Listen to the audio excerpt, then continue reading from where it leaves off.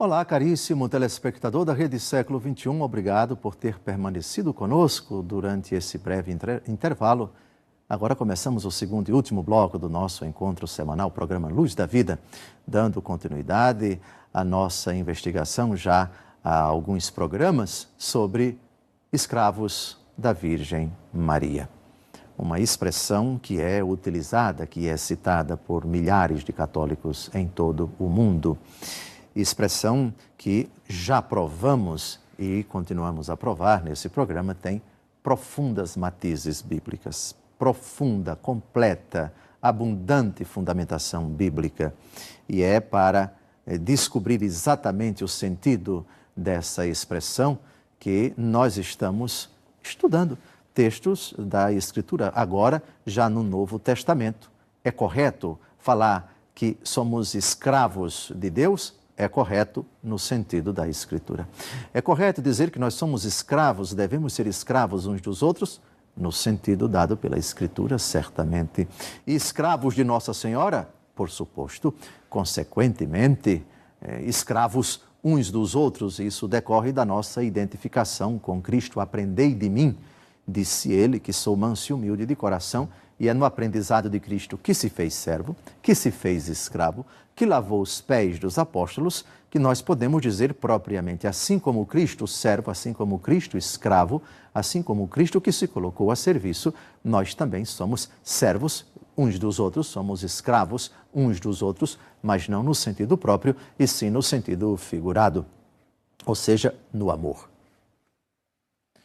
Agora, vamos às cartas do apóstolo Paulo sobre esse argumento. São Paulo utiliza essa categoria servo quando se trata do pecado. O homem que peca é escravo, é servo de sua própria má escolha, servo do demônio, servo do pecado. Quando ele se liberta pela palavra de Cristo, ele vai se tornar escravo de Cristo. Ele deixa de servir ao demônio e ao pecado para servir a Cristo. Ele sai de uma condição pejorativa de serviço, de escravidão, onde sua dignidade é rebaixada, para onde sua dignidade é elevada. E é quando ele se torna servo de Cristo. Servo não no sentido que essa expressão tem quando o assunto é o pecado, nem no sentido próprio. Vamos ver como é que São Paulo trabalha com essa categoria quando você sai do domínio do diabo, escravo, e vai para o domínio de Cristo. Você é ao mesmo tempo livre e é também escravo, só que a escravidão de Cristo é a verdadeira liberdade. Mas a gente vai ter a ocasião de citar esses textos. Vamos começar com esse presente do céu, Romanos capítulo 6, de 6 a 7. Sabemos que o nosso velho homem foi crucificado com ele, para que seja reduzido à impotência o corpo outrora subjugado ao pecado, e já não sejamos escravos do pecado. Pois quem morreu, libertado está do pecado. Enquanto vivemos nas trevas do pecado, somos subjugados por ele, somos escravos dele. Em sentido último, não esqueçamos, escravos do diabo. Estamos sob os grilhões das trevas, sob o poder do inimigo. 1 João capítulo 5, versículo 14, o mundo jaz sob o poder do maligno. Mas quem é libertado dessa condição está livre, não está mais sob essas amarras, foi libertado. Aqui, nesse texto, a gente tem a prova de que existe também uma escravidão, que é exatamente o oposto da escravidão de Maria a Deus, eis aqui a serva do Senhor, e na verdade só somos livres quando somos servos do Senhor, ou seja, dóceis ao Senhor. Só existe autêntica liberdade quando nós usamos o livre-arbítrio para fazer aquilo que agrada a Deus. Quando não, aí nos tornamos escravos, no pior sentido do termo, escravos primeiro da nossa própria escolha e depois daquele cuja obra-prima é o pecado. O pecado nos torna escravos do diabo. Agora vamos a um outro texto do apóstolo Paulo. O cristão quando ele se liberta do pecado, automaticamente se torna servo, ou seja, escravo da justiça. Escravo no sentido metafórico, ou seja, dócil à justiça, praticante da justiça, defensor da justiça, caminha na justiça, pratica-a, defende-a, vive-a. Gálatas capítulo 4, versículos de 6 a 7.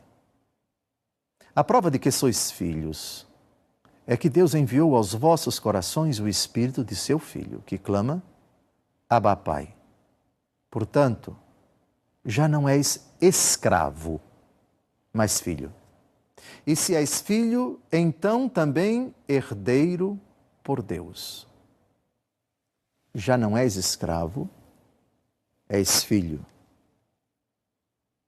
A condição de filho nos coloca diante de Deus numa relação não servil no sentido pejorativo, no sentido de escravidão, quando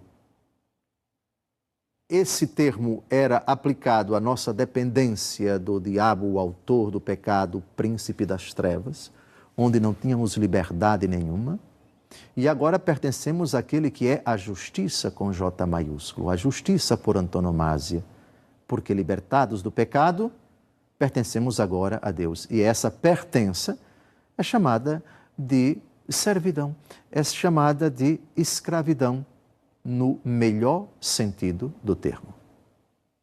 Agora vamos a 1 Coríntios, capítulo 7, de 22 a 23. Talvez aqui nós atingimos o cerne da questão escravos de Maria, porque aqui vai aparecer escravos de Cristo. É tão bonito dizer escravos de Maria, porque, primeiramente, somos escravos do filho dela. 1 aos Coríntios, capítulo 7, de 22 a 23. Pois o escravo, que foi chamado pelo Senhor, conquistou a liberdade do Senhor. Da mesma forma, quem era livre por ocasião do chamado, fez-se, atenção, atenção, atenção, fez-se escravo de Cristo. Por alto preço fostes comprados, não vos torneis escravos de homens. É curioso como São Paulo aqui joga com o termo. Escravo de homens? Não, jamais. Mas o Senhor não disse, vós deveis servir uns aos outros?